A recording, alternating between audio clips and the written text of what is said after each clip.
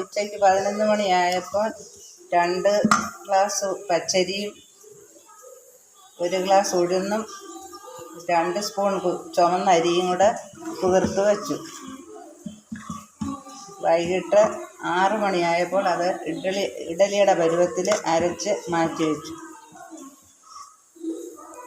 Super ഇഡലിയാണ് അമ്മൂമ്മ ഇന്ന് ഉണ്ടാക്കാൻ പോകുന്നത്. നമുക്ക് എങ്ങനെയാണെന്ന് നോക്കാം ഗൈസ്.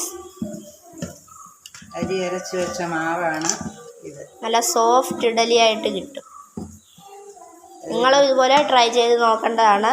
ഈസി. മാവ് ഇവിടെ റെഡി ആയിട്ടുണ്ട്. ഇഡലി പാത്രത്തിൽ കുറച്ച് വെള്ളം വെച്ച് തിളപ്പിച്ചു. അതിലോട്ട് ഇഡലി തട്ട് വെച്ചിട്ടുണ്ട്. മാവ് കോരി കുറേശ്ശെ ഒഴിക്കുകയാണ്.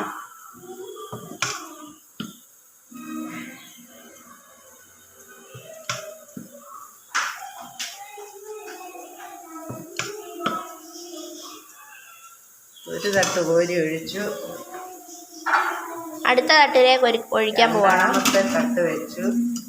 അതിലോട്ട് ഇഡലിമാവ് കോരി ഒഴിക്കുകയാണ്.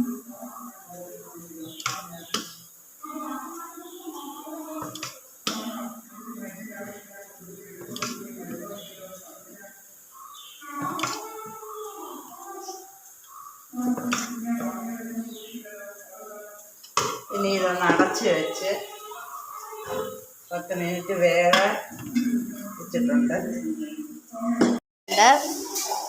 അടപ്പയിൽ നിന്ന് എടുത്തപ്പം നല്ല സോഫ്റ്റ് ആയിട്ട് ഉണ്ടായിരുന്നത്. ഇനി ഇത് ഇളക്കി ഞങ്ങളൊരു പാത്രത്തിലേക്ക് ഇടാൻ പോവുകയാണ്. നമ്മുടെ ഇഡലി റെഡി ആയിട്ടുണ്ട്. നല്ല സോഫ്റ്റ് ഇഡലിയാണ്, പഞ്ഞി പോലുള്ളതാണ്.